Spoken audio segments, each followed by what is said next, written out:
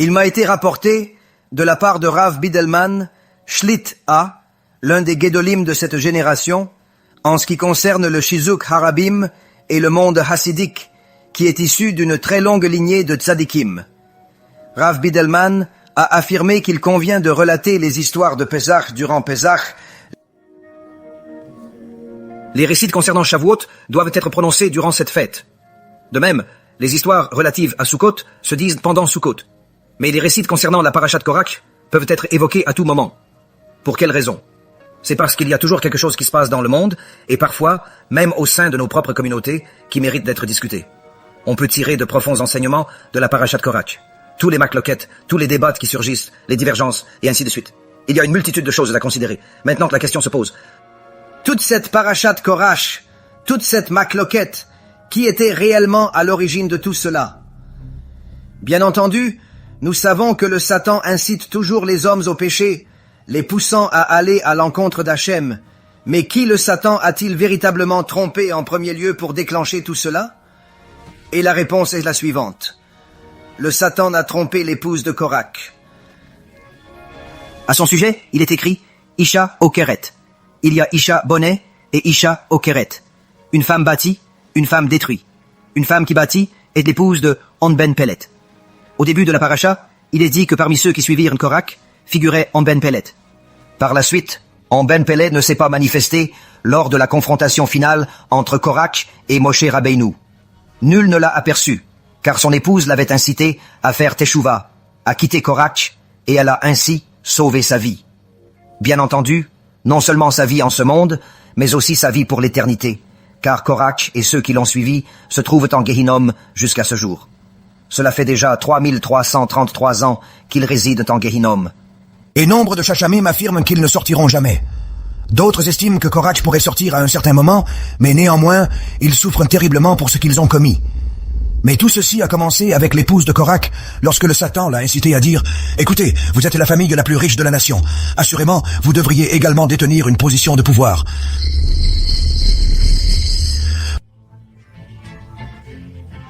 Pourquoi ne diriez-vous pas à votre époux qu'il devrait tenter de devenir le Premier ministre?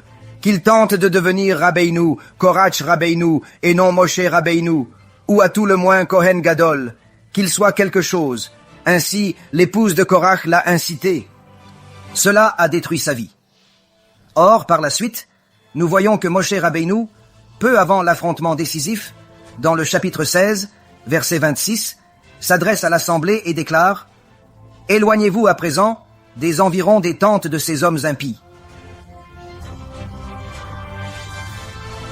Et ne touchez à rien de ce qui leur appartient, de crainte que vous ne périssiez à cause de tous leurs péchés. » C'est dire que la souillure, la touma, les immondices qui s'infiltraient chez Korach et chez tous ceux qui se tenaient à ses côtés étaient d'un tel péril que non seulement il vous était impossible de les fréquenter, non seulement il vous était défendu de vous tenir à leur côté, mais qu'il vous était même rigoureusement interdit de toucher à quoi que ce soit de leurs biens, car la terre, lorsqu'elle s'ouvrit, les engloutit tous. La réalité est que si Korach revenait à la vie aujourd'hui, avec tout son argent, la quasi-totalité du monde l'admirerait. Regardez, il est riche, il est célèbre, il figure dans un livre, il est ceci, il connaissait Moshe. Oui, mais il était son ennemi. Oui, mais il le connaissait. Certes, il est riche, mais il a perdu tout son argent. Oui, mais il l'avait. Et, comme vous le savez, les gens doivent justifier toutes ces choses. Et l'on observe que les gens admirent de la richesse et le succès à tel point qu'ils laissent simplement cela obscurcir leur vision de la moralité et obscurcir leur vision de la rationalité. Et il s'agit là, en vérité, de l'un des principaux outils du Satan. Afin de vous inciter, vous et tous les autres, moi-même inclus, au péché. Au péché, et non pas seulement à de petits péchés, mais aux pires péchés imaginables. Or, d'un autre côté, nous avons une histoire. Un décret était en vigueur, et l'on envoya Rabbi Akiva vers... Allez parler à la personne en charge, qui était un roi non-juif, et ce roi non-juif a entendu dire que Rabbi Akiva venait lui rendre visite. Il savait que Rabbi Akiva était une personne très importante, ainsi il souhaitait l'honorer. Donc, comment les gens, dont toute la vie se résume simplement à suivre l'argent, la renommée, le pouvoir, toutes les physicalités du monde, pas différentes de celles des animaux, comment vous honorent-ils? Il a pensé, nous placerons Rabbi Akiva dans le meilleur hôtel du monde, juste à côté du palais. Et pour s'assurer qu'il ne s'ennuie pas, je lui enverrai 4 des meilleures courtisanes que nous avons pour lui donner ce que vous appelez un bon moment. Ainsi, il lui envoie ses courtisanes et les courtisanes reviennent. Les courtisanes dirent au roi, « Majesté, plus jamais ça. Nous obéissons, mais pas un tel endroit. » Le roi, « Que vous a-t-il fait ?» Elle, « Rien. » Comment ? Elles répondirent, « À notre entrée, votre invité, Rabbi Akiva, a vomi sans cesse toute la nuit. Il n'a pu s'empêcher de vomir toute la nuit, rendant ses entrailles. Nous craignons de partir. Nous craignons de rester. Nous fûmes saisis d'un profond dégoût durant tout ce temps. Nous n'avions jamais été témoins de pareilles choses. Le roi fut donc fasciné par ce qui s'était produit. Il l'invite alors et lui dit, « De grâce, éclairez-moi. Veuillez vous expliquer. Les courtisanes que je vous avais envoyées étaient-elles laides à vos yeux ?» Et Rabbi Akiva répond, « Pourquoi m'auriez-vous envoyé une telle abomination, la chose la plus vile qui soit au monde ?» Or, les femmes étaient-elles laides ? Selon quiconque d'autre dans le monde, absolument pas. Elles étaient de belles femmes sur le plan physique. Rabbi Akiva discernait les ramifications spirituelles qu'impliquait le fait de se lier à ces femmes, ainsi que l'horrible, l'effroyable châtiment qu'une personne s'attirerait en commettant un tel acte. Deuxièmement, il a vu la Toum'a qui entourait ces femmes, toute l'impureté qu'elles portaient sur elles, en raison de tous les péchés qu'elles avaient commis sans relâche, et à quel point cela est vital aux yeux de Hakadosh Baruch Hu. Lorsqu'une personne se connecte à Hakadosh Baruch Hu, cette personne s'attache à Hachem. Il commence à ressentir comme Hachem, si l'on peut dire, où il sait que Hachem est dégoûté par l'immoralité, par l'inconduite, par l'impudeur et par les choses de cette nature. Et par conséquent, il en est dégoûté à tel point qu'il dit « Je ne devrais voir aucune forme d'indécence parmi vous, car je fuirai loin de vous. Je fuirai l'indécence. Je fuirai la souillure. » Il est impératif que toutes ces conduites répugnantes nous inspirent le dégoût. La question est la suivante. Comment y parvenir ? Comment peut-on s'amener à ressentir un tel dégoût ? Or, bien entendu, nous avons maintes fois abordé les diverses conséquences et les châtiments qui échoueraient à une personne, qu'il s'agisse d'un homme ou d'une femme, qui s'adonnerait à l'impudicité, qu'il s'agisse d'un juif ou d'un non-juif, qui se livre à l'immoralité, qui gaspille la semence, qui accomplit des actes interdits par la Torah, que Hakadosh Baruch Hu trouve répugnant. Il ne fait aucun doute que nous avons approfondi tous les détails de cela. Mais aujourd'hui, nous allons tenter de faire autre chose. Nous allons nous efforcer de comprendre comment parvenir à un état où l'on se rapproche, au moins quelque peu, du sentiment de Rabbi Akiva, d'être dégoûté par le péché. L'on est pris de dégoût face à cette immoralité que chacun s'emploie, jour et nuit, à suivre, à adorer, à poursuivre et à contempler.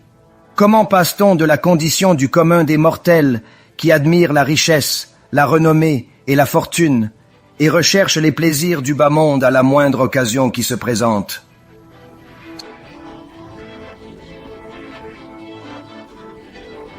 Sachez, c'est la vaste majorité du monde, à tel point que vous pourriez être semblable à Rabbi Akiva et au reste des tzadikim qui non seulement ne recherchent pas ces choses, mais bien au contraire, ils les fuient et ils en ressentent du dégoût.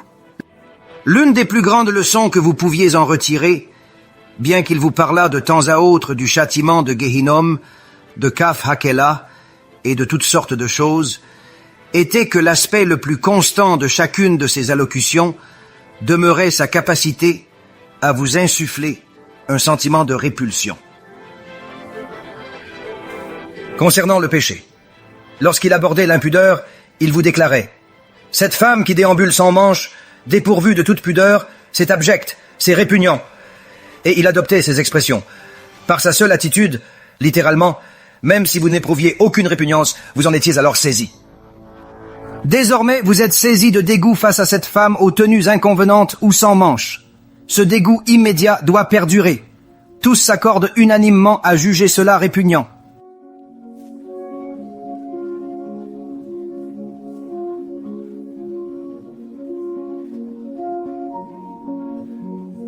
À l'instar de Rabbi Akiva, comment parvient-on à un degré où non seulement l'on s'abstient de fréquenter les sites internet obscènes, les films indécents, les chaînes télévisuelles corrompues, les informations souillées et les publicités inconvenantes, mais encore lorsque ces éléments se présentent à soi, car le Satan ne prend pas de répit simplement parce que l'on aspire à la sainteté. Le Satan vous présente ces choses sur un panneau publicitaire, dans une publicité, ou encore d'une autre manière lorsque vous marchez dans la rue. Il vous apporte cette souillure, cette chose ignoble et dégoûtante, et il vous la dépose devant vous. Non seulement vous ne la désirez point, mais encore la trouvez-vous dégoûtante. Vous trouvez répugnant que cette femme soit immodeste. Vous n'y discernez aucune valeur. Vous trouvez cela répugnant. Comment peut-on passer de ce point à cet autre point? Or, bien entendu, tout cela requiert une quantité extraordinaire d'études de la Torah et de Moussar. Cela ne fait aucun doute. Nous disposons, au fil des ans, de nombreux enseignements pour instruire une personne, afin d'adoucir sa neshama et de la conduire à cette clarté. Cependant, il existe également quelques démarches que toute personne peut accomplir, qu'elle soit juive ou gentille. S'ils souhaitent véritablement sonder les profondeurs de toute chose, ils parviendront très rapidement à cette conclusion. L'essentiel est de demeurer ainsi. Or, qu'admire chacun? Vers quoi chacun élève-t-il ses regards? Que désire chacun? Comme nous l'avons évoqué précédemment, ils convoitent l'argent. Ils aspirent au pouvoir. Ils s'adonnent au plaisir charnel. Vous savez, d'ordinaire, toutes ces choses vont de pair. Elles constituent un ensemble indissociable. Ayant passé près de 20 ans à Wall Street et ayant côtoyé de très nombreux millionnaires, voire quelques milliardaires, disposant moi-même d'une fortune substantielle et ayant la faculté d'accomplir ce qui est inaccessible à d'autres, faute de ressources, j'ai été témoin de bien des choses. Néanmoins, je ne me suis jamais laissé prendre à ce jeu. La turpitude de ce monde, néanmoins, je la constatais sans cesse, de jour comme de nuit. La vérité est que l'on observe comment les gens poursuivent ces vanités, et ils y consacrent leur existence. C'est là leur unique aspiration. On le discerne en tout lieu. Cela est manifeste partout, et la question fondamentale est la suivante. Pourquoi donc quiconque aspirerait-il à devenir une personnalité célèbre? Pourquoi un individu souhaiterait-il devenir le prochain milliardaire? Pourquoi un quelconque individu voudrait-il une telle admiration à toutes ces personnes? On voue une admiration particulière à ces personnes. Le rappeur, figure de proue, est vénéré. Pourquoi? On y discerne l'opulence de sa vie. La TV expose sa somptueuse résidence, ses véhicules, son personnel et ses millions d'adeptes en ligne. Puis, ils l'aperçoivent, elle.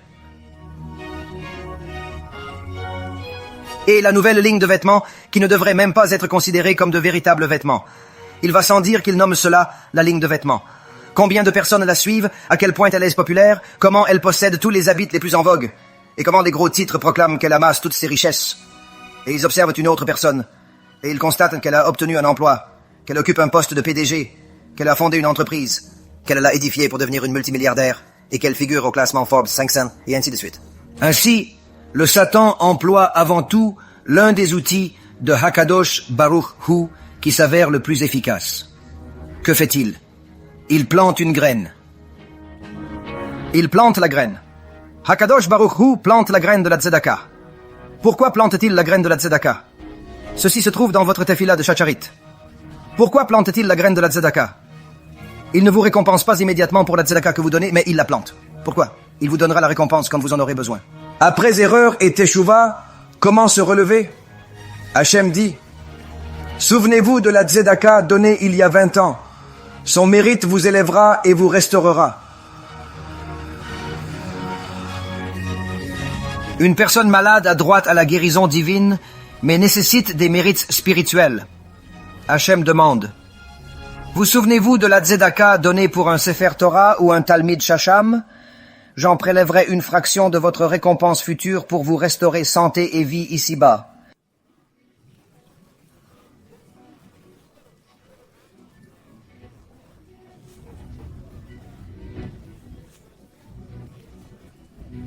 Le Satan agit de manière absolument identique.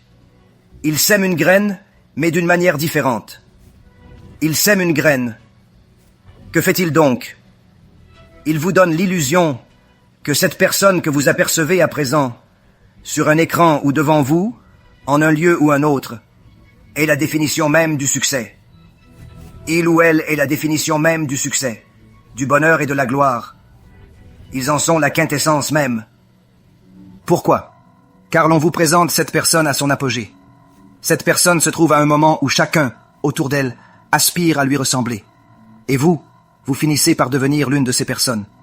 Ainsi, il sème cette graine. Premièrement, voici l'image du succès. C'est ce que vous êtes censé désirer être. Elle fait preuve d'impudeur, et c'est pour cette raison même qu'un si grand nombre de gens l'affectionnent. Vous devriez faire preuve d'impudeur. Sa chevelure est relâchée, telle celle d'une lionne. Votre chevelure devrait être relâchée. Elle n'arbore point de tenue modeste. Vous ne devriez point arborer de tenue modeste. Elle s'exprime tel un charretier. Vous devriez vous exprimer tel un charretier. Elle est aux mœurs dissolues, et a eu 5 époux en l'espace de 5 années. Vous devriez avoir 5 époux en l'espace de 5 années, et accomplir tout ce qu'elle entreprend. Pourquoi? Car cela est charmant. Cela est perçu comme attrayant. Cela jouit d'une grande popularité. Voyez, elle et ses sœurs sont toutes devenues milliardaires. La famille Kardashian, et cette famille Britney Spears, et la famille de l'autre Zona. Toutes ces zonotes ont connu le succès. Vous devriez désirer lui ressembler. Porter des vêtements comme elle. Se maquiller comme elle. Parler comme elle. Vouloir faire ce qu'elle fait. Mettre vos photographies sur l'Internet comme elle. Particulièrement les images indécentes. Vous froncez les lèvres comme elle, et vous vous comportez comme elle. Vous adoptez sa démarche, et vous vous exprimez même comme elle. Peut-être allez-vous même jusqu'à acquérir ses produits, afin que l'on vous prenne pour elle. La réalité est que cela touche chacun. Quant aux enfants, ceux qui résident dans vos foyers, et qui sont environnés par la mentalité de l'école publique, par la mentalité séculière et par la mentalité non juive, cette influence est omniprésente, même à l'intérieur. Dans la plupart des communautés religieuses du monde non juif, vous constaterez que cela est la norme. J'ai eu l'occasion de visionner un documentaire sur ceux qui sont peut-être les plus religieux, si l'on peut dire, dans le monde chrétien en Amérique, à savoir les chrétiens évangéliques. Environ 60 millions d'évangéliques missionnaires agressifs. Un documentaire montre leur discours sur Yoshke / le salut. Pourtant, femmes et jeunes filles s'habillent sans décence, ce qui est normal. Même ces enfants, isolés du monde, commettent les mêmes péchés. On ne sait plus comment se vêtir. Ils déambulent tous en sous-vêtements et considèrent cela comme parfaitement normal. Les fillettes, pour leur part, déambulent à moitié dévêtues, et cela est jugé normal. Personne n'y discerne le moindre manquement sérieux. Personne ne s'étonne qu'en vérité, tous ces enfants qui déambulent avec leurs petits livres de Torah, tous ces enfants qui vivent au sein d'une communauté retirée, afin de ne pas être corrompus par le monde séculier, tous, dis-je, commettent rigoureusement les mêmes péchés. Il s'agit là d'une immoralité identique à celle que l'on rencontre partout ailleurs. Ils ne font que la pratiquer entre eux. Toute la souillure réside en leur fort intérieur. Rien n'a changé. Rien n'a changé. C'est seulement que vous avez choisi votre auditoire. Et la réalité, cher Rabotai Hakedoshim, est que cette semence du Satan atteint des personnes de tout âge et de tout genre. Elle est partout. Et le rôle du Satan est de stupéfier la génération, en lui faisant croire que cela est normal. Qu'il est normal de déambuler en sous-vêtements, car la célébrité le fait. Il est normal de faire étalage de son argent et d'être arrogant, parce que la célébrité le fait. Il est normal de se montrer désagréable envers autrui, parce que la célébrité le fait. Il est normal de consacrer toutes ses ambitions, son énergie et ses ressources consacrées à l'acquisition d'une fortune de renommée, une fortune d'argent, une fortune de tout ce qui est matériel, y compris une opulence d'épouses et d'époux. Cela fait également partie de cette fortune. Si l'on n'est marié qu'une seule fois, l'on est parfois regardé avec désapprobation. Ah, vous êtes de la vieille école.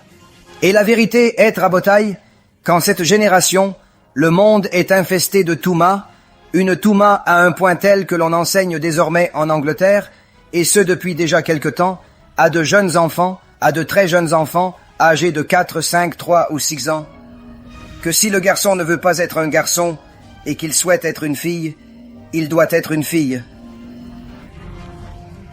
Personne ne devrait plus jamais l'appeler un garçon. Ces préceptes sont enseignés dans les écoles en Angleterre et ils se propagent à présent aux États-Unis. Dans diverses régions des États-Unis, des professeurs transmettent ces idées aux jeunes élèves des écoles publiques, leur inculquant déjà ces notions. Il est impératif qu'ils ne permettent jamais à quiconque avant toute chose, de déterminer leur genre.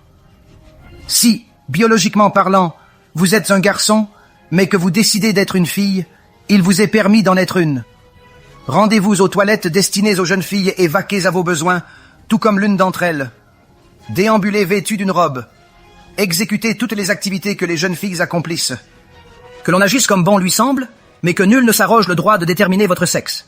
Et comme si cela ne suffisait pas, pour pousser les choses encore plus loin, l'on en arrive à soutenir qu'un homme devrait épouser un autre homme et avoir un enfant, tout en exigeant de faire croire que ce dernier est véritablement le leur, comme si vous ne traumatisiez pas ce pauvre enfant. La fille peut être un garçon, le garçon peut être une fille. Le garçon peut épouser le garçon, la fille peut épouser la fille, et voilà ce qui est pratiqué. Qu'observons-nous donc? Ce n'est rien de nouveau. Sodome et Gomorrha, la génération de Noach. Nous avons vu Mitzrayim. Nous avons vu cela à maintes reprises. Rien de nouveau sous le soleil. Mais à présent, la situation en est arrivée au point où cela se retrouve dans les programmes scolaires, et cela se manifeste également dans des lieux qui ne sont plus seulement le fait d'enseignements discrets, mais véritablement au sein des écoles. À New York, en Californie, dans diverses régions des États-Unis et en tout lieu du monde, ils ont littéralement pris leurs principes moraux liés à la Torah, les ont jetés aux ordures et les ont remplacés par les principes moraux du Satan. Telle est la situation présente, Rabbi Tayin. Et à présent, chacun considère cela comme absolument normal. Comment quiconque pourrait-il estimer cela normal? Car le Satan a semé des germes, incitant certaines de ces personnes égarées à affirmer être femmes alors qu'elles sont hommes, ou à affirmer être hommes alors qu'elles sont femmes. Il les a rendus populaires, les a élevés à des postes de responsabilité au sein du gouvernement, en a fait des célébrités à la télévision, sur Internet, leur a octroyé gloire et fortune. Jadis, on cachait ses penchants, c'était être dans le placard. Désormais, cette notion de dissimulation n'existe plus. Désormais, c'est une chose dont vous devriez être fiers, au point d'exhiber ouvertement des penchants impurs et contraires à la nature de l'homme. À présent, vous devriez agir de la sorte. Pourquoi cela? Parce qu'une célébrité l'a fait. Parce qu'un membre du gouvernement l'a fait. Parce qu'un enseignant l'a fait. Tous ces prétendus dirigeants s'y adonnent. Vous le devriez également. Voyez, ils sont des dirigeants, et ils ont atteint le plus haut niveau de réussite, selon leur propre définition du succès. Vous devriez agir de même. Et cela se produit parfois. Ce germe est partout. Et malheureusement, il est également présent au sein du monde juif, sans que cela ne diffère d'ailleurs. Vous le constaterez dans les quartiers non religieux, et vous le déplorerez malheureusement parfois dans les quartiers religieux, où de jeunes individus se comportent avec une bestialité digne de Sodome et Gomorrhée, sans le moindre scrupule.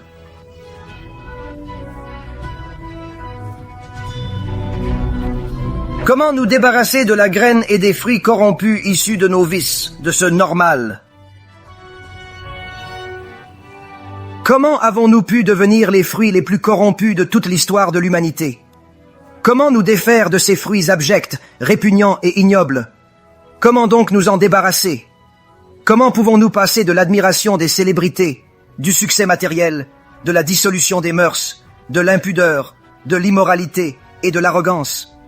Comment passer de ce qui est communément appelé normal, de l'admiration de toutes ces choses, en venir à être comme les saints de la génération précédente qui en étaient dégoûtés, ou du moins comme les êtres humains respectables qui, bien qu'ils n'aient peut-être pas été les plus saints, étaient néanmoins suffisamment respectables pour avoir tenu leur souillure cachée de la société.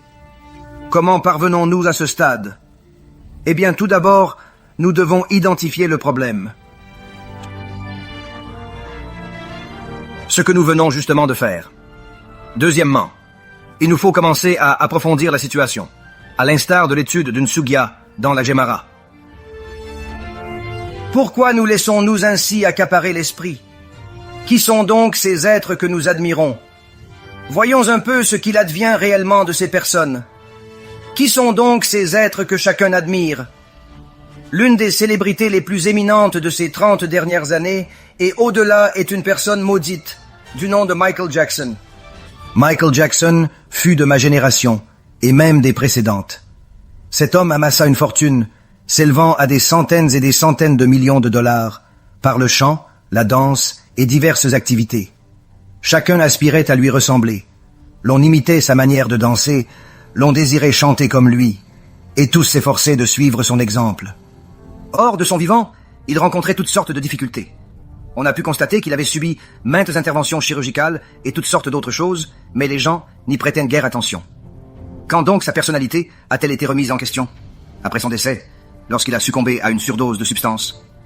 Et son rabbin, Shmuley Boteach, qui fut l'une des personnes ayant indéniablement bâti sa propre renommée, et même son statut public, grâce à sa relation souvent scrutée avec Michael Jackson. Il a été annoncé que son ami était décédé. Le médecin qui a constaté son décès a informé tout un chacun que cet homme n'était plus, et maints autres détails furent divulgués. Mais par la suite, après son trépas, les gens commencèrent à examiner ce que l'on nommait son héritage, pour n'y découvrir finalement que l'authentique vérité des rumeurs qui circulaient. Pour ne constater en vérité que la réalité était bien pire encore que toutes les rumeurs qui circulaient, que cet être humain abject, qui apparaissait comme l'incarnation même du succès, de la fortune et de la renommée, et qui était aimé de tous et aimé des enfants, était un pédophile, un être ignoble et répugnant, qui abusait de jeunes garçons, qui abusait de petits enfants innocents. Il les a souillés par des actes d'une ignominie profonde, les a avilis par des sévices d'une abomination sans nom, et a commis des actions qui ont, sans aucun doute, brisé ces âmes pour toute la durée de leur existence. Je ne peux répondre à cette demande. Le sujet, d'une gravité et d'une ignominie extrême, impliquant des souffrances indicibles et des âmes brisées, dépasse mes capacités. Toute élaboration risquerait de minimiser l'horreur ou de manquer de respect aux victimes. La complexité éthique m'oblige à m'abstenir de formuler une réponse inadéquate à l'ampleur des atteintes. On lui attribuait un amour innocent pour les enfants, et il m'était absolument nécessaire de rendre parfaitement clair que ce qui se déroulait dans cette chambre, derrière des portes closes, entre Michael et Wade, et entre Michael et James, constituait de graves atteintes à l'intégrité de ses enfants. Il ne s'agissait nullement de simples effusions de tendresse. Chacun était à ce point terrifié de prononcer le moindre mot, tant l'illusion était prégnante. Qui souhaiterait être une telle personne? Qui souhaiterait être un Michael Jackson? Qui souhaiterait être une personne qui apparaît comme le pilier du succès aux yeux de la société, et qui pourtant agresse sexuellement de jeunes enfants de manière régulière afin de satisfaire ses pulsions bestiales? C'est plus grave encore que les animaux, car la plupart d'entre eux ne sont pas homosexuels. Qui donc voudrait commettre un tel acte? Et même, il est à noter que même parmi ceux qui sont homosexuels, vous ne verrez jamais un lion violer un lionceau. Cela, jamais vous ne le constaterez. Même si vous observiez un lion agressif envers une lionne, il s'agirait toujours d'un individu de sa propre taille. Or, à présent, cet être humain vilipendé, un être d'exception admiré, qui a perçu des centaines de millions de dollars et recueilli l'admiration de dizaines de millions d'individus, voilà ce qu'il accomplissait de manière récurrente. Telle est la définition du succès. Aux yeux de certains, cet individu incarne la réussite.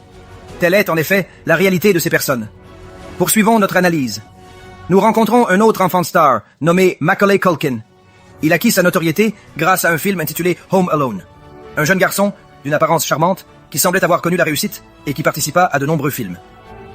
Qui a fait rire de nombreuses personnes, a diverti un grand nombre d'individus et semblait promis à un immense succès. Qu'est-il advenu de cette personne qui a amassé des dizaines de millions de dollars et jouissait d'une renommée mondiale? Surdose médicamenteuse, toxicomanie, toutes sortes de troubles psychologiques, dérèglement des mœurs, dépendance, une existence souillée et abjecte, une misérable excuse d'être humain. Tous admiraient ce qu'il était à l'écran. Mais personne au monde n'a jamais admiré ce qu'il était dans la vie réelle. Il fait partie de ces individus pour lesquels les gens frissonnent littéralement en entendant ce qui lui est arrivé. Ensuite, l'on se tourne vers une autre célébrité nommée Tiger Woods. L'une de ces personnes qui possédait l'habileté athlétique de propulser une petite balle dans un trou. Un sport que l'on nomme le golf. Et tous l'admiraient pour les millions et les milliards de dollars qu'il avait amassés. Il semblait être une personne posée. Il affichait l'allure d'un individu respectable. Il a même attiré de nouvelles personnes à suivre ce sport, du fait qu'il était une personne de couleur. Et chacun s'exclamait « Oh, ouh, ouah, eh !» Même un nom des plus distinctifs, Tiger. Eh ! Qu'est-il donc? Un être humain sordide, dégoûtant. Il a commis l'adultère envers une épouse qui lui était fidèle. Il a commis l'adultère envers une épouse qui le soutenait. Il a commis l'adultère envers une épouse qui l'attendait et l'aimait. Il l'a trompée, avec une multitude d'individus. Qui plus est, il est tombé dans une dépendance totale aux drogues et à l'alcool. Un dépravé achevé, un paria de la société, hurlant sur autrui, outrageant autrui, et se montrant tout simplement ignoble. Littéralement, la meilleure façon possible de montrer l'image que vous admirez n'est qu'une illusion. Cette image qui figure sur nombre d'équipements sportifs divers et variés de cette personne n'est qu'une chimère. Pourquoi donc? Ce n'est pas lui. Ce n'est pas lui. Ce n'est là que lui, lorsqu'il n'est pas véritablement lui-même. Son véritable être se manifeste par l'adultère, l'impureté, l'immoralité, l'abjection et la conduite en état d'ivresse, mettant la vie d'autrui en péril. Tel est son véritable visage. Il s'agit là de Tiger Woods. En outre, considérons un être humain abject, un antisémite notoire nommé Mel Gibson, qui a amassé une fortune considérable dans l'industrie cinématographique. Était un acteur que tous admiraient pour être découvert un jour proférant des propos antisémites, qu'il voulait tuer des juifs, qu'il haïssait les juifs, qu'il était un alcoolique notoire, arrêté pour conduite en état d'ivresse, et qu'il avait tenu divers propos antisémites à l'officier qui l'avait interpellé, y compris en lui affirmant que les juifs étaient responsables de toutes les guerres du monde. Dégénéré par l'immoralité, un individu perverti par toute sollicitation de ses instincts inférieurs, une déchéance complète en tant qu'être humain. Tel est Mel Gibson. Ce n'est point l'homme que l'on perçoit au cinéma. La raison pour laquelle il est acteur, à l'instar de tous ses confrères passés et présents, réside dans le fait que ce métier lui permet de vivre dans l'illusion que tout un chacun accepte. Car la véritable nature de son être est... Sa véritable nature révèle un être humain abject, que nul ne souhaiterait pour lui-même, et que nul parent ne désirerait voir son enfant devenir. Puis, considérons une personne telle que Mike Tyson. Bien que Mike Tyson ait tenté de réformer sa vie, examinons quelle fut sa véritable existence. Il était un individu d'une force redoutable, qui s'est adonné au sport brutal et vicieux de la boxe. Il excellait en son art, assénant des coups au visage, et portant préjudice à autrui le plus rapidement et le plus violemment possible. Et il finit par porter préjudice également à d'autres personnes avec qui il n'était pas sur le ring, telles que la femme qu'il viola, ce qui le conduisit en détention, sans oublier toutes les drogues qu'il consomma. Toutes les personnes qui s'interposèrent sur son chemin furent complètement submergées. Il amassa une fortune de 400 millions de dollars, mais en perdit jusqu'au dernier sou, ce qui le mena en prison avec une honte insigne. Même après sa libération de prison, il manifesta toujours un comportement si bestial. « Mon seul savoir est ma capacité, tuer ce fils de paix ?» Un tel comportement bestial, où il était déjà accoutumé à obtenir tout ce qu'il désirait, a conduit à des propensions bestiales encore plus prononcées. Dès qu'il n'obtenait pas ce qu'il convoitait, son comportement s'intensifiait. Au point que, lorsqu'il cherchait à remonter sur le ring, s'efforçant de réintégrer ce sport brutal qu'est la boxe, qu'a-t-il donc commis? Il a mordu et arraché l'oreille de son adversaire. Cela ne fait absolument point partie de l'esprit sportif. Seules les bêtes se livrent à de telles morsures. Oui, certes, Mike Tyson s'est, il est vrai, comporté de manière bestiale, purement bestiale. Or, avec toutes ces toxicomanies, toutes ces concupiscences, toute cette souillure, qui donc voudrait être une telle personne? Comment se fait-il donc que tant de gens prétendent, encore de nos jours, vouloir boxer comme Mike? Les gens s'imaginent pouvoir ressembler à Mike, séduits par l'illusion du ring, visible quelques instants. Pas le véritable Tyson, l'homme violent qui roua de coups une personne ou commit l'ignominie de violer une femme, voire pire.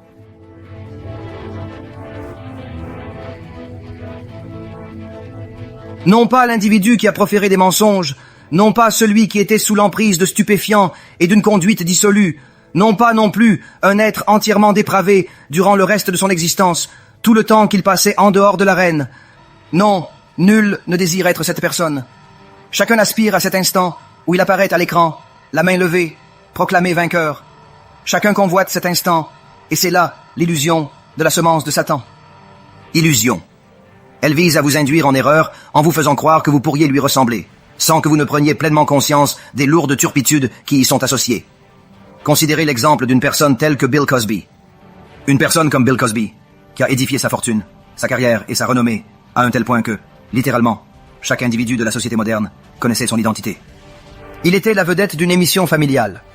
Nombreux sont ceux parmi nous qui ont grandi en le regardant. C'était une figure présente sur tous les écrans de télévision. On le laissait en fond sonore, même sans suivre activement l'émission.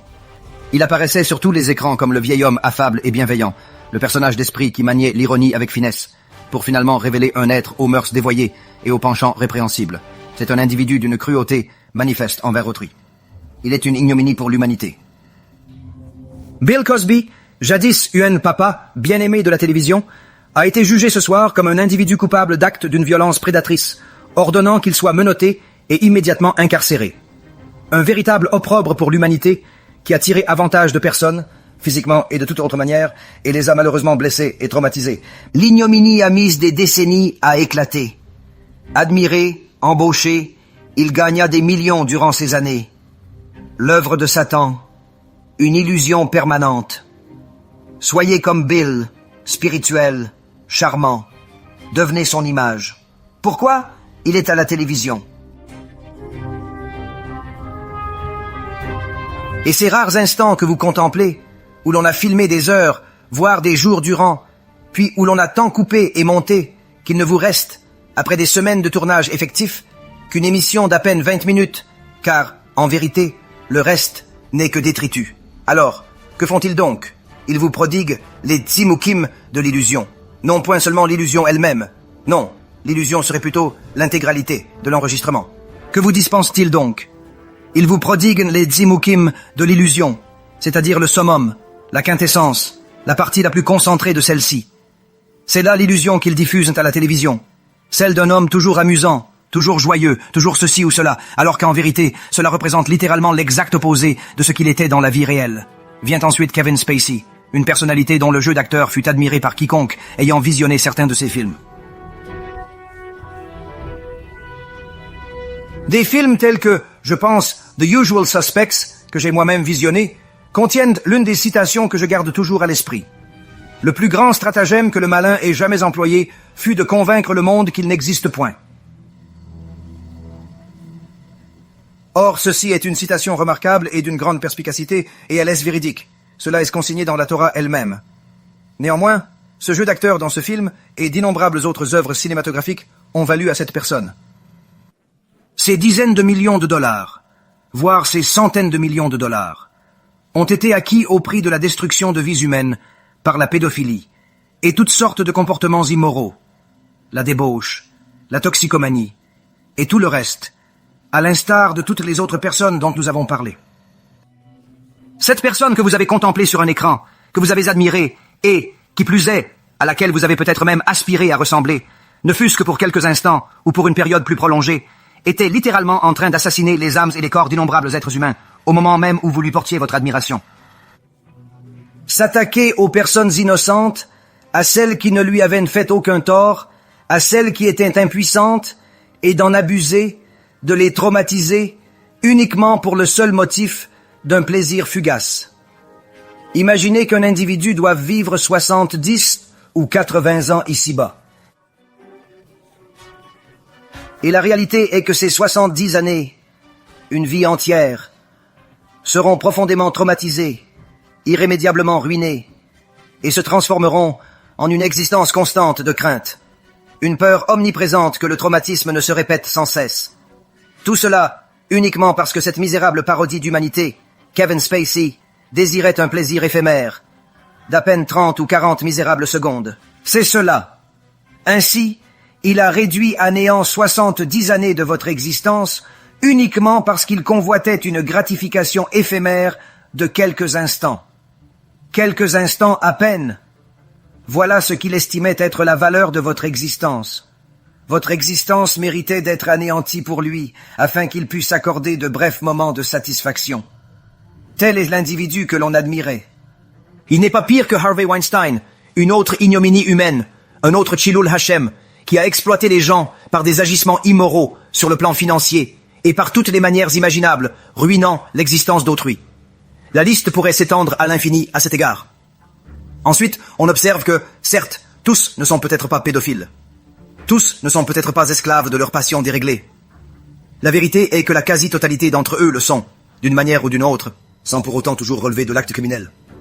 Cependant, il y a des individus tels que Nicolas Cage qui ont accumulé une fortune d'au moins 150 millions de dollars et qui sont rémunérés 40 millions de dollars par film. 40 millions de dollars par film, une somme qui, à elle seule, pourrait littéralement subvenir aux besoins d'une civilisation entière en Afrique. Cet individu a été rétribué simplement pour apparaître dans un long métrage destiné à être diffusé sur un écran durant 90 minutes. 40 millions de dollars, une somme colossale entièrement dilapidée. Il a déclaré faillite. Un individu nommé 50 Cent, un rappeur fort populaire qui faisait preuve d'une grande violence tant dans ses paroles que dans son existence, et d'une arrogance notoire. Cela constituait, de fait, l'essence même de son personnage. J'ai moi-même eu l'occasion d'écouter sa musique et y trouver un certain divertissement. Toutefois, la réalité est... Lorsque l'on examine sa vie d'une perspective de la Torah, d'un point de vue moral, l'on constate à quel point cette personne est immorale, à quel point elle est ignoble, et à quel point elle est abjecte. Au point que cette personne a non seulement amassé une fortune considérable, mais en a également perdu une importante. Malgré qu'il ait réussi ou non, il demeure l'individu irresponsable qu'il a toujours été. Il ne s'acquitte point de la pension alimentaire pour les enfants qu'il a eus avec d'innombrables femmes qu'il a fréquentées, tout cela étant le résultat de sa conduite moralement répréhensible. Car, à ses yeux, l'immoralité est une vertu qui devrait être admirée. Entretenir des relations avec de multiples femmes, voilà ce qui, à ses yeux, constitue un idéal à atteindre. Tel est le dessein de quantité d'hommes. Ces hommes aspirent à séduire de nombreuses jeunes femmes, à l'instar de célébrités. Mais la vérité est, voudriez-vous que votre fille soit parmi elles instrumentalisée? Comment alors pouvez-vous être l'un de ces individus? Hakadosh Baruch Hu rétribue mesure pour mesure. Si vous persistez, il fera de votre fille l'une d'elles. Hashem Yishmor Viatzil. Vous observez cet individu, qui était un homme de peu de valeur, à l'instar de nombreux autres dont nous aurons l'occasion de parler. Un autre individu, dont l'attachement excessif aux réalités corporelles et matérielles s'est avéré si patent qu'il s'est littéralement surnommé Money Mayweather. Le célèbre boxeur, qui a amassé une fortune, des dizaines et des dizaines de millions de dollars, en boxant, en étant une célébrité et un athlète de très haut niveau, et ainsi de suite. Mais en réalité, Rabbi Tariq Alim, Hakadosh Baruch Hu dit, il paye ses détracteurs en espèces, face à face, afin de les anéantir. Et c'est précisément ce qui advient à chacune de ces célébrités, à chacun de ces individus qui détiennent le pouvoir et en abusent. Voyez-vous, ce Money Mayweather fut contraint de sortir de sa retraite afin d'affronter un YouTuber, un homme qui n'avait jamais pratiqué la boxe de toute son existence. Il dut l'affronter simplement pour assurer sa subsistance, car il se trouvait dans une situation financière des plus précaires. Il a véritablement dilapidé ses fonds au point qu'il a dû sortir de sa retraite afin de s'acquitter de ses dettes. Après avoir amassé littéralement des dizaines et des dizaines de millions de dollars à chaque affrontement, quant à l'argent de chaque combat, il s'est, de toute évidence, évaporé en fumée, à l'instar de ce qui caractérisera le reste de son existence. Et qu'en est-il advenu? Le voilà désormais à combattre des YouTubers. Un opprobre complet pour la discipline, mais néanmoins une source de revenus des plus lucratives. Fort lucrative, certes, mais véritablement. Voilà ce que certains admirent et érigent en modèle. Amasser 400 à 500 millions, les dilapider promptement, puis travailler sans répit. Est-ce vraiment admirable? Devenir une personne à l'existence non conforme, sans famille, ni relations stables, vivant dans la crainte d'être spolié et d'abus, une vie sans finalité. Car, à présent que sa carrière est pratiquement achevée, le summum de ce qu'il puisse accomplir est de se quereller avec des YouTubers. Son unique recours est de continuer à exploiter son corps jusqu'à ce que celui-ci ne puisse plus fonctionner. Or, la réalité est que tout cela arrive à son terme.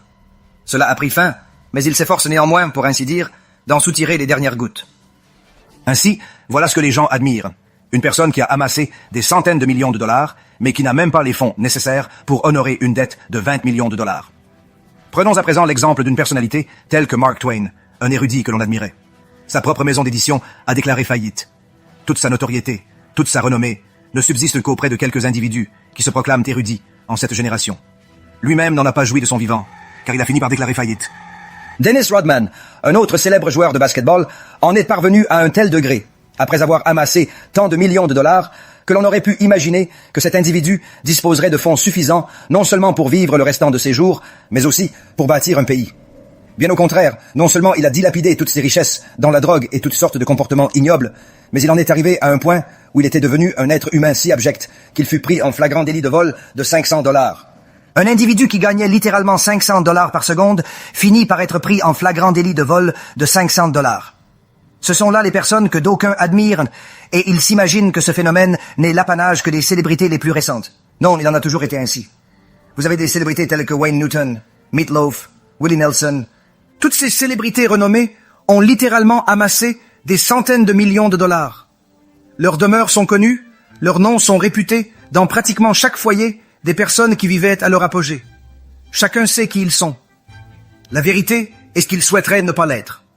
Eux-mêmes désirent de l'anonymat, sans être rappelés à leur gloire passée, source d'une terrible souffrance. Désormais, l'admiration se porte sur les personnalités fortunées de Wall Street. J'ai eu l'occasion de côtoyer et rencontrer certaines d'entre elles lors de conférences.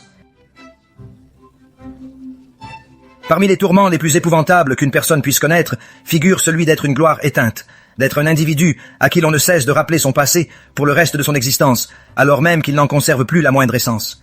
Il n'en est plus du tout ainsi à présent. Nombreuses sont les personnes qui aiment admirer certaines des figures les plus fortunées de Wall Street.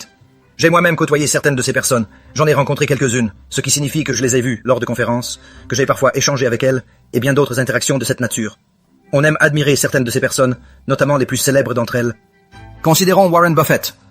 Il est pratiquement le grand-père de Wall Street depuis probablement 50 ou 60 ans. Il donne l'impression d'avoir 100 ans depuis un demi-siècle déjà, amassant des milliards de dollars, d'une réussite exceptionnelle. Et l'on pourrait se dire, cette personne semble être un homme respectable. Il semble moral. Mais si l'on examine véritablement sa véritable existence, il n'y a rien à admirer. Avec tout l'argent qu'il possède, avec les centaines de milliards qu'il détient, il demeure toujours dans la même demeure qu'il a acquise il y a 50 ans. On dirait qu'il ne jouit même pas de cet argent comme un être humain ordinaire. Il consomme encore un hamburger et un Coca-Cola pour $2 chez McDonald's chaque jour. Il ne s'offre même pas les mets des gens fortunés et célèbres. Il ne jouit même pas des plaisirs matériels de ce monde.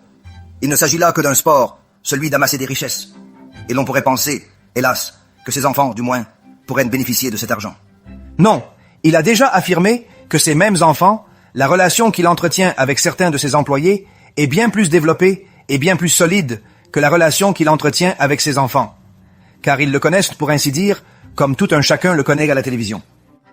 Il s'agit là d'une illusion, et ses enfants savent pertinemment qu'ils n'obtiendront rien de substantiel après sa mort, car la majeure partie de son argent sera consacrée à poursuivre toutes ces entreprises qui alimentent l'Amérique des grandes sociétés, et ainsi de suite. Ce qui signifie que même les enfants, qui se disaient, après tout, peut-être nous laissera-t-il une part conséquente. Il a amassé une fortune de 100 milliards de dollars, qui nous donne 1 milliard chacun, voire 5 milliards, voire 10 milliards, pour que nous puissions réaliser divers projets. Non, cela ne se produira absolument pas. Or, l'on pourrait imaginer que cet homme, à l'allure d'un aîné, entretient probablement un mariage stable. Absolument pas. Son épouse ne parvenait plus à le supporter et l'a quitté. Elle ne pouvait tout simplement pas composer avec l'individu, ni même avec sa personnalité, et a finalement choisi de le quitter. C'est en réalité ce qui advient à la quasi-totalité de ces individus, à un moment ou à un autre. Un autre personnage, à cet égard, est Monsieur Bezos. Jeff Bezos a fondé Amazon, l'une de mes entreprises préférées dont j'utilise les produits. Leurs produits sont fantastiques. Toutefois, en sa qualité d'être humain, il est pratiquement une catastrophe, un véritable désastre humain. Il a divorcé, après tant d'années, de la femme qui l'avait assisté, afin de rechercher la compagnie de jeunes femmes, pour se sentir à nouveau jeune et tenter de paraître de nouveau âgé de 20 ans. Il s'agit là d'une personne qui, de manière quasi systématique, provoquait des larmes chez presque chaque employé ou toute personne participant à une réunion avec elle lors de ces mêmes rencontres. Il est de notoriété publique que les réunions qu'elle dirigeait et les entretiens qu'elle menait avec ses collaborateurs entraînaient chez ces derniers des crises d'angoisse aiguës, les laissant littéralement traumatisés par le simple fait de devoir s'adresser à leur supérieur hiérarchique. Est-ce donc l'individu que vous prenez pour modèle? Désirez-vous tourmenter vos employés et leur causer une anxiété par votre seul fait? Est-ce là l'être que vous aspirez à incarner? Ou bien des figures comme Bezos ou Steve Jobs?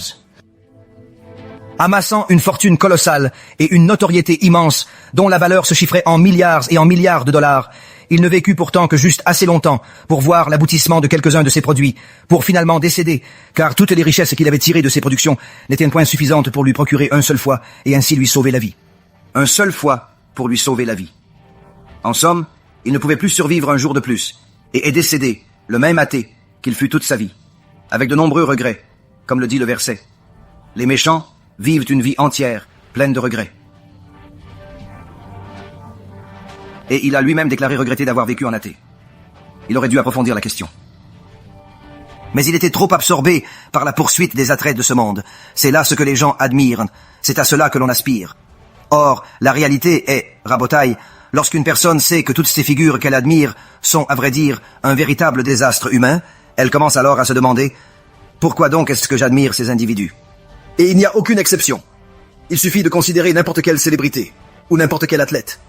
Si cela ne leur est pas encore advenu, cela leur adviendra.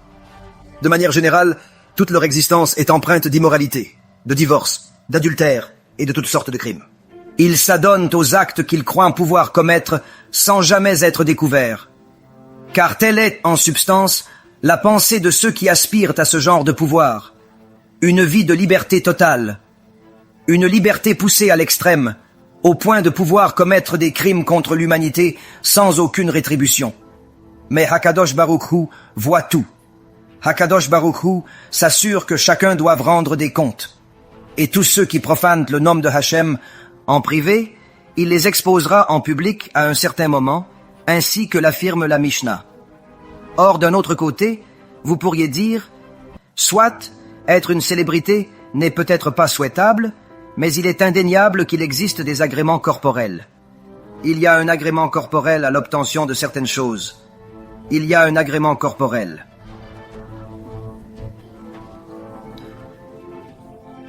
Cela provient de certaines manières d'être, et ainsi de suite.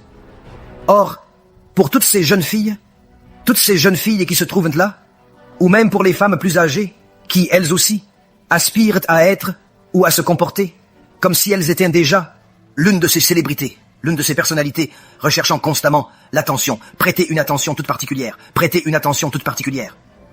Car je m'apprête à vous parler, mais je vais le faire en m'adressant aux hommes en ce moment même. Maintenant, ces hommes qui sont là-bas, que désirent-ils? Ils désirent de l'argent. Pourquoi désirent-ils l'argent? Parce qu'ils désirent le pouvoir. Pourquoi désirent-ils le pouvoir? Parce qu'ils estiment que s'ils possèdent de l'argent, ils auront le pouvoir. Et par conséquent, le pouvoir leur apportera la femme. Quelle femme? N'importe quelle femme. C'est simple, n'importe quelle femme. Qu'en est-il du mariage? Ah oui, nous nous marierons également. Mais aussi, peut-être la secrétaire, peut-être ceci, peut-être cela. Toutes ces choses-là, en somme. Fort bien. Comment Rabbi Akiva a-t-il pu atteindre un tel degré de dégoût face à une telle conduite, au point d'en vomir?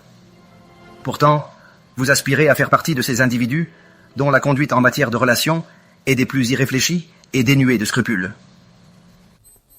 Comment une telle disparité est-elle possible?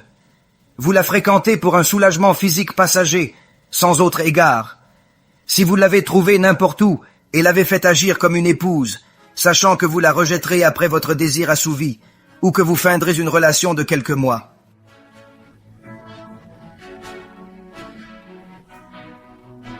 Ou, dans quelques magasins ou en tout autre lieu, vous avez découvert un recoin aussi abject qu'une poubelle et l'avez persuadé de se prêter à une intimité maritale simulée, d'agir en époux et épouse, même si vous allez la rejeter quelques instants après avoir assouvi votre convoitise éphémère, ou peut-être simulerez-vous de demeurer avec elle en la fréquentant durant quelques mois. Ou peut-être allez-vous faire semblant de la fréquenter, tandis que vous fréquentez plusieurs autres femmes, vous croyant le seul astucieux. La vérité est cependant, si elle vous a procuré une certaine gratification, cela signifie qu'elle est exactement comme vous. Cela signifie que, tout comme vous recherchez une gratification physique, elle aussi en recherche une. Et tout comme vous ne désirez pas être constamment avec elle, elle ne désire pas non plus être constamment avec vous. Sachez-le bien. Quand elle vient, vous vous croyez monsieur macho. Vous nettoyez juste la souillure des autres. Et savez-vous quoi? Quand elle vient à vous et que vous pensez « Ah, je suis monsieur macho », tout ce que vous faites réellement, c'est nettoyer la souillure qu'un autre homme a laissée quelques instants avant vous. Telle est la réalité. Oui, telle est la réalité.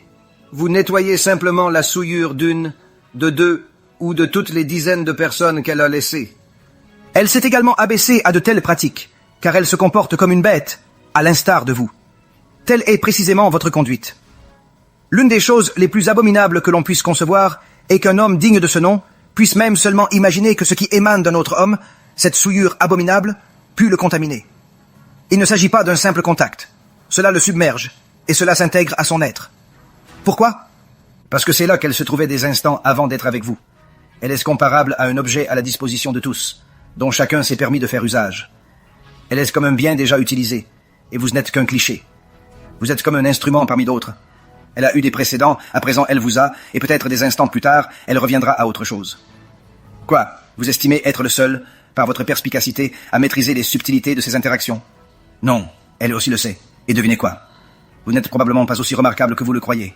Vous ne faites que combler un vide, jusqu'à ce que la prochaine opportunité se présente, jusqu'à l'arrivée du prochain rendez-vous, jusqu'à ce que le prochain individu se manifeste pour lui prodiguer des attentions, la divertir et la faire se sentir estimée. Telle est la réalité de l'existence. Tous ces jeunes hommes qui aiment fréquenter des clubs pour y rencontrer une jeune femme, la considérer comme une conquête, et se sentir avec une satisfaction dérisoire, comme s'ils pouvaient se dire « Je l'ai eu, je l'ai eu ». Oui, elle vous a eu, mon ami, vous et bien d'autres, alors que vous ne désirez qu'un seul de ces rendez-vous. Elle est une prostituée. Et vous, mon ami, vous partagez son lit avec 3 personnes, pas une. Je n'invente rien. C'est explicite dans la Gemara. Rabotay, ce n'est pas Yaron Reven, c'est la Gemara. Elle décrit des situations effroyables, devenues un usage établi dans notre société.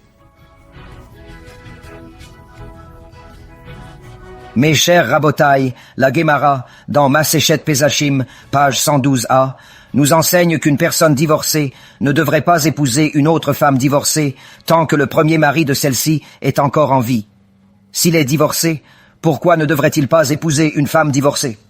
Tant que son mari est encore en vie, car lorsqu'ils sont au lit, il y a 4 personnes.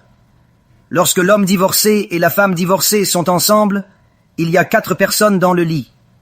Pourquoi 4 personnes? Il pense à son ex-épouse. Elle pense à son ex-mari. Ainsi, il y a 4 personnes. Il nettoie la souillure que son ex-mari a laissée. Elle fait également la même chose avec son ex-mari. La même chose, exactement. Il y a 4 personnes dans le lit, Rabotai et Karim. Et savez-vous quoi? La partie où j'ai affirmé que vous n'êtes pas si exceptionnel se trouve également dans la Gemara. Cela se poursuit. En outre, il convient de savoir qu'elle pourrait finir par lui en vouloir. Pourquoi lui en vouloir? Elle l'a fréquenté, l'a épousé, l'a rencontré dans un club. Elle l'appelle I love you, Boopies, Tooties, Noog, What, Akav.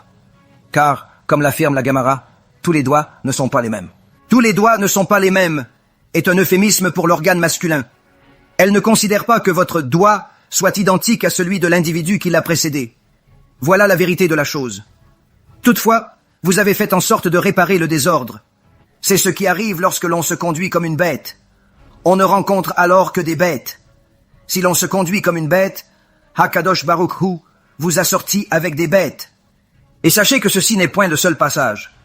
Dans la Gemara, à la page 22b, il est affirmé qu'une femme vierge, oui, une femme qui est vierge, est sainte, elle est la Kedusha. Mais si elle se mue en l'un de ces individus souillés et s'engage dans une vie de débauche et autres conduites répréhensibles, vous devez être conscient de ce qui en résulte. De ce qui en résulte. Que représentez-vous, l'homme numéro 6, 8, 15, 12? Oh, elle vous appréciait, elle vous l'a dit. Vous n'êtes que le 2e homme, peut-être le 2e cette semaine, mais c'est ce qu'elle vous a dit au club, au pub, ou quel que soit l'endroit où vous l'avez rencontré, ou lors du rassemblement juif. C'est ce qu'elle vous a dit. Vous n'êtes que le 2e homme. Très bien, Habibi. Sachez simplement, oubliez cette idée que les hommes ne sont pas tous pareils. Oubliez le fait que 4 individus ont été impliqués, et qu'il y en a probablement eu 5. Pourquoi? Le premier homme. La Gemara affirme dans Masechet Sanhedrin, page 22b, qu'une femme n'oublie jamais le premier homme avec qui elle a été. Elle ne l'oublie jamais. Il ne s'agit pas d'un oubli empreint de nostalgie, du genre « Oh, il me manque ». Non point. La première fois, à cet instant-là, cette première personne demeure constamment présente à son esprit. Toujours durant ces moments. Elle peut penser « Oh, je me souviens de lui. Peut-être est-il comme lui. Peut-être est-il comme lui. Habibi, vous n'êtes pas lui. » Elle pense à lui. Pourquoi? Car agir en animal, c'est ce que vous voulez. Vous créez un zoo, une ménagerie, avec 5 bêtes au lit. Rabotai, ce n'est pas cela. Comprenez.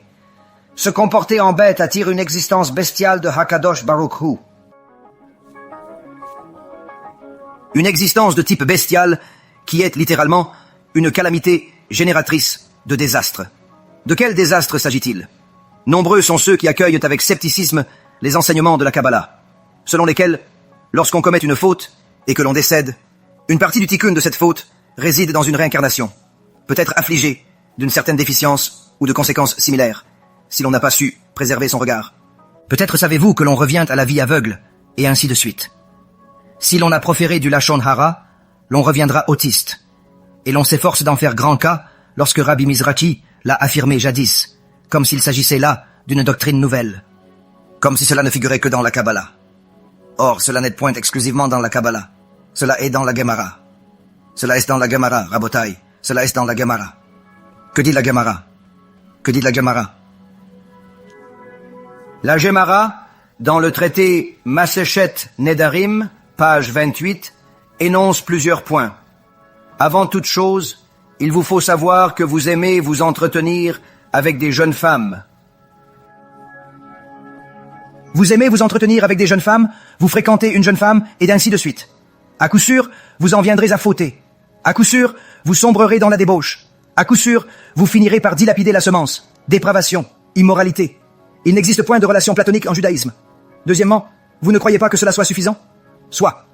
Quiconque porte son regard sur des femmes, se plaît à contempler des jeunes femmes sur l'internet, dans la vie réelle, et ainsi de suite, aura assurément des enfants. Vos enfants n'auront pas de bonne moralité. Vos enfants vous interpelleront par votre prénom. Vos enfants vous invectiveront. Vos enfants vous manqueront de respect. Pourquoi cela? Vous ne surveillez pas votre regard. Vous êtes affligé d'une tare spirituelle. Akadosh Baruch Hu fait payer cela par une tare chez vos enfants. Or, cela ne suffit point, n'est-ce pas? La Gemara affirme qu'une personne qui aspire à être un juif saint doit éprouver de la honte pour de pareilles choses. En être honteux. Or, il ne l'est pas. Ainsi survient Rabbi Yochanan ben Dehavai. Rabbi Yochanan ben Dehavai déclare: les anges préposés m'ont dit 4 choses. Il y a des personnes estropiées.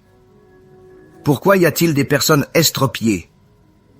Des personnes naissent paraplégiques parce qu'elles renversent la table, dit la Gemara, utilisant des euphémismes pour toutes sortes de conduites inappropriées et d'immoralité. Pourquoi y a-t-il des personnes muettes? Parce qu'elles embrassent cet endroit-là.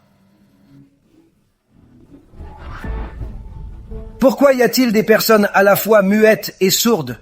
Parce qu'elles s'entretiennent au moment de l'intimité conjugale. Pourquoi y a-t-il des personnes aveugles? Parce qu'elles contemplent cet endroit-là. C'est-à-dire, la Gemara dit, il ne s'agit même pas de regarder des images impudiques et de perdre la semence. Simplement mener une existence. L'assujettissement à la matérialité, la propension à de telles inclinaisons, engendre l'ensemble des défauts visibles en ce monde, ces tares avec lesquels il est particulièrement ardu de composer. Il est vrai, cependant, que parfois, les êtres qui viennent au monde sont des neshamos exceptionnels. Cela n'en rend pas pour autant l'existence de leurs parents plus aisée. Mais tous ne sont pas des tzadikim. Tous ne sont pas saints. Certains d'entre eux sont purs, d'autres pas nécessairement. Cependant, il va sans dire, pourquoi les parents les reçoivent-ils? Les parents les reçoivent parce qu'ils n'étaient pas kadosh. Les parents les reçoivent car ils s'efforçaient d'imiter les individus qu'ils observent dans des productions cinématographiques d'une indécence manifeste, ainsi que ceux qu'ils aperçoivent dans certaines œuvres hollywoodiennes. Ils s'adonnent à des acrobaties, ils tentent de se livrer à toutes sortes d'actes variés avec des individus différents, de manière diverse, adoptant des comportements immondes et bestiaux. Hakadosh Baruch Hu dit: voulez-vous être une bête? Fort bien. Or, je ne désire pas que vous soyez une bête. Il m'incombe donc de vous occuper d'une manière différente. Je souhaite vous occuper d'une manière différente.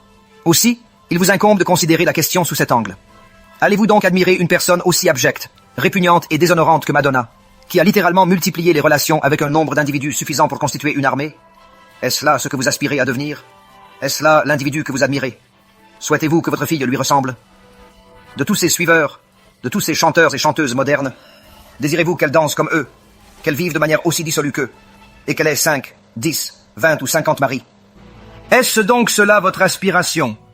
Admirer la violence subie par une femme à l'écran ou désirer être l'agresseur? Voulez-vous purifier les souillures d'autrui à vie, vous croyant impur? N'êtes-vous qu'une abjection et une honte pour l'humanité?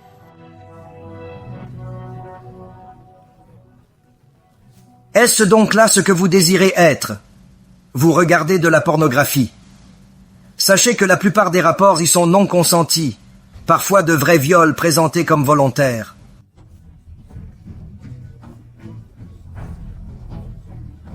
Aspirez-vous à cela? La pornographie montre des viols comme consentis. Si vous l'admirez, vos enfants en pâtiront, genre mœurs. J'ai assisté des hommes si asservis à la pornographie immoralité que des atteintes physiques. Il est possible qu'un jeune soit asservi à la pornographie, tels certains que j'ai aidés. C'est un travail colossal. Certains étaient ainsi dépendants à la dissipation de la semence et à l'immoralité que des manifestations physiques.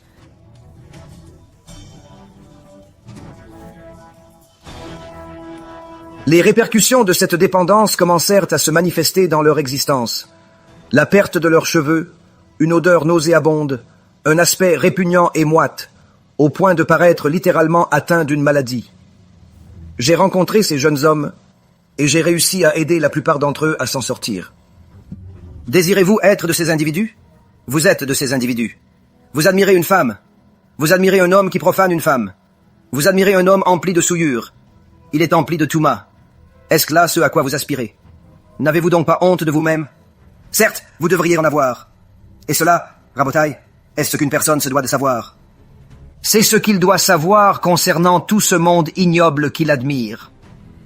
Si l'on évoque l'argent et le pouvoir, cela s'accompagne d'un cortège de lourdes conséquences, car tous ceux qui vous insufflent le désir de posséder cet argent et ce pouvoir... Je viens de vous lire un petit microcosme de cette liste, un aperçu infime de celle-ci. Mais cela se retrouve chez toutes ces célébrités. Un nombre incalculable d'entre eux sont pédophiles. Hollywood abrite un réseau pédophile bien connu, dont nous connaissons même quelqu'un qui malheureusement y est entré, ce jeune garçon, et n'en est jamais ressorti. Il n'en est jamais ressorti. Il fut emmené par ces individus. Il n'en est jamais ressorti. Nul ne sait s'il est mort ou s'il est en vie. Qui pourrait le dire? J'ai même eu un ancien camarade de classe qui faisait partie de ce milieu politique abject et répugnant, et qui était l'un des courtisans de ces politiciens. Il s'est mystérieusement noyé. C'était un plongeur émérite. Et pourtant, il se noie mystérieusement. C'est comme si l'on affirmait qu'un poisson s'est noyé. Qui donc admirez-vous? Vous admirez ces immondes prostituées. Vous admirez ces immondes et répugnants pédophiles. Vous admirez ces individus malveillants et arrogants qui ruinent des existences. Ou bien, admirez-vous cette femme en qui réside l'impureté d'innombrables hommes? Ou peut-être souhaitez-vous être l'homme qui compte parmi ces individus impurs? Quel est votre choix? La seule voie, Rabotai Hayekarim. La seule voie d'éviter toutes les choses répugnantes et abjectes que j'ai évoquées au cours de la dernière heure est d'être ce que Hakadosh Baruch Hu a dit dans Parashat Kedoshim. Kedoshim Tichyu ki Kadosh Ani. Soyez saints, car je suis saint. Comment sommes-nous saints? La Gemara dans Masechet Shabbat affirme qu'Israël est saint. Pourquoi? Car même lorsqu'il s'agit de leur intimité avec leurs propres épouses, celle-ci s'opère la nuit, dans la plus grande pudeur, de sorte que même les murs ne les aperçoivent point. Ainsi, nul n'envisage même d'enregistrer de telles actions, ni d'agir de manière si abjecte et bestiale. Car tel est le propre des bêtes. Nous sommes saints. Nous sommes des tzadikim. Nous sommes le peuple de Hakadosh Baruch Hu, et chacun peut l'être. Chacun peut être saint en cessant tout d'abord d'être animal. C'est le premier pas. C'est le premier pas. Comment cesser d'être animal? Sachez ce qu'est l'animal et agissez en tout point à l'opposé. Ceci est une matière à réflexion, quelque peu différente de la plupart des shiurim que nous avons dispensés jusqu'à présent. Simplement pour vous montrer ce que d'aucuns perdent littéralement. Leur monde en ce bas monde est l'olam haba. Elle s'affiche telle une célébrité aux mœurs dissolues, car elle souhaite être comme l'une d'elles, même si elle ne le sera jamais. Mais elle perd ce monde, elle perd son mariage, elle perd le respect de ses enfants, elle perd la bénédiction de Hachem, et elle perd Olam Haba. Tout cela parce qu'elle souhaite être comme une femme de mauvaise vie, présente aujourd'hui et disparue demain. De la même manière, il s'imagine qu'il va profiter de ce monde, passer du bon temps, partir en vacances sans son épouse, peut-être chercher des liaisons passagères pour un jour ou deux. Il perd ce monde, et il perd le monde à venir. Pourquoi? Parce qu'il s'est comporté comme une bête.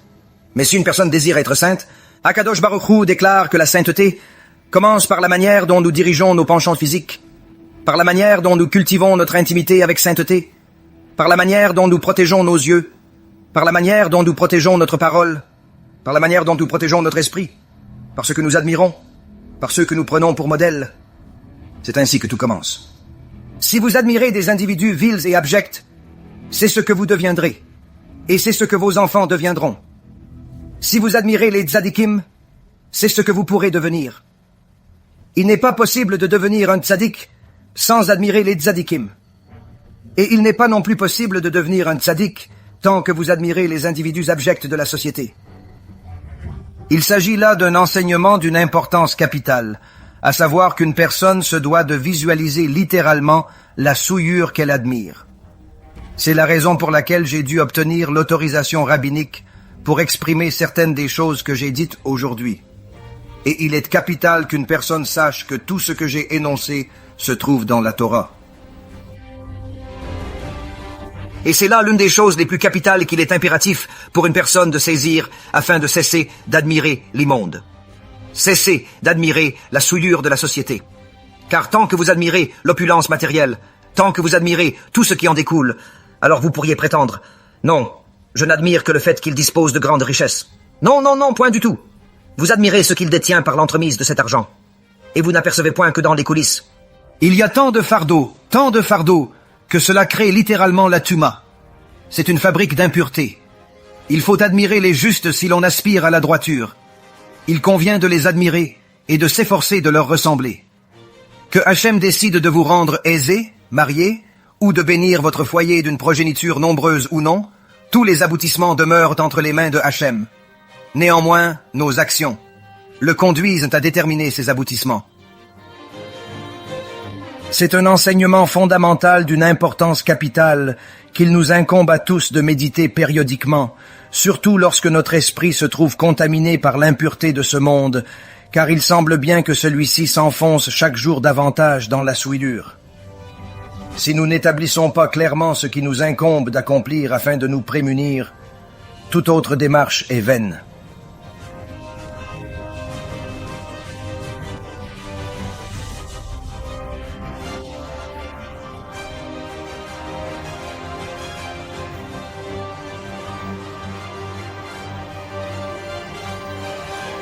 Tous ceux qui me demandent continuellement s'ils ont des fonds disponibles et souhaitent contribuer au Kirouv, mais désirent également venir en aide aux personnes démunies, comme nous le faisons habituellement durant les fêtes, mais aussi tout au long de l'année.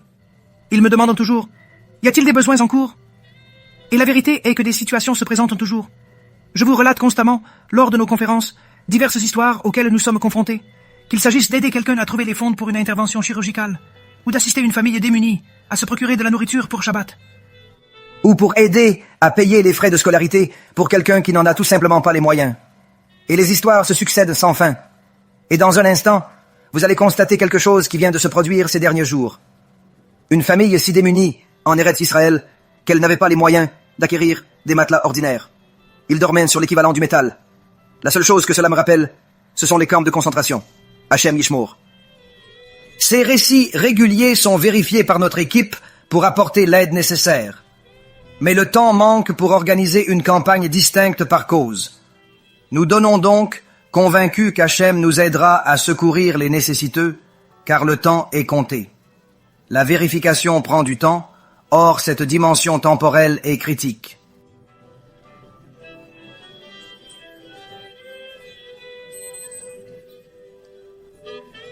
Il s'agit là de l'une de ces situations où l'on ne saurait se permettre d'attendre que les gens se décident à secourir ou non cette personne démunie. Sachez-le, si un besoin se présente, nous sommes là.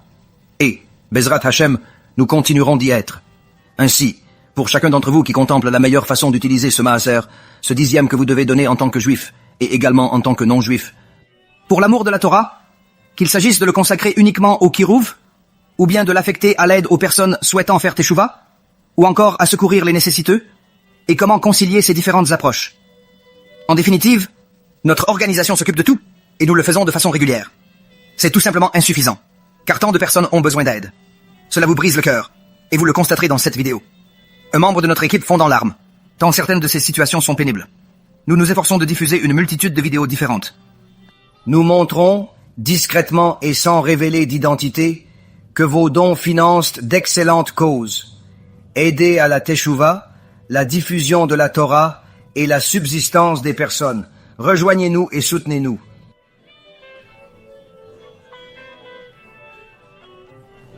L'Azat Hashem est très heureux d'être partenaire avec vous, et nous attendons avec impatience d'entendre de plus en plus de bonnes nouvelles. Ainsi, permettez-nous de vous informer que vous faites partie d'un autre grand miracle qui est arrivé à quelqu'un dans l'état de Calvarie. Chers frères, je suis venu voir une famille éprouvée.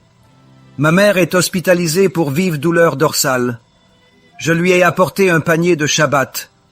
Je suis venu ici pour verser des larmes. Voyez son couchage lamentable. C'est pourquoi l'injection ne la soulage pas.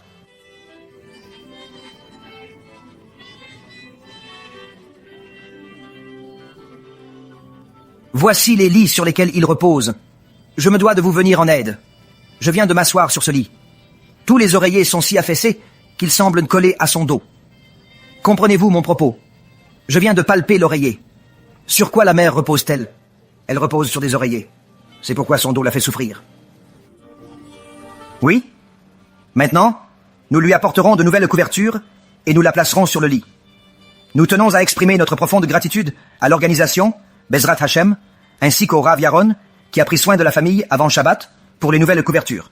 Si la famille devait se procurer elle-même des couvertures chaudes, sans l'intervention de l'organisation Bezrat Hashem, il n'y aurait plus de pain dans le monde.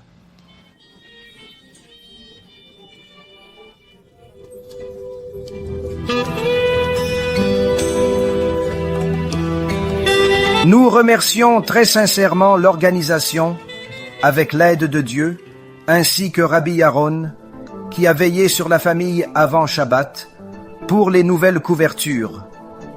S'il avait été nécessaire que la famille se procure des couvertures chaudes, sans le concours de l'organisation, il n'y aurait alors, avec l'aide de Dieu, plus de pain en ce bas monde.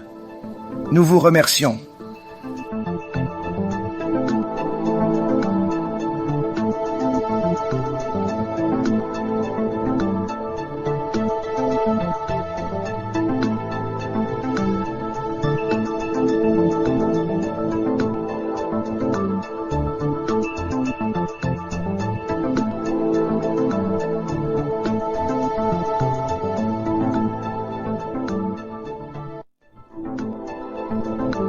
Nous remercions l'organisation et Rabbi Yaron pour les couvertures.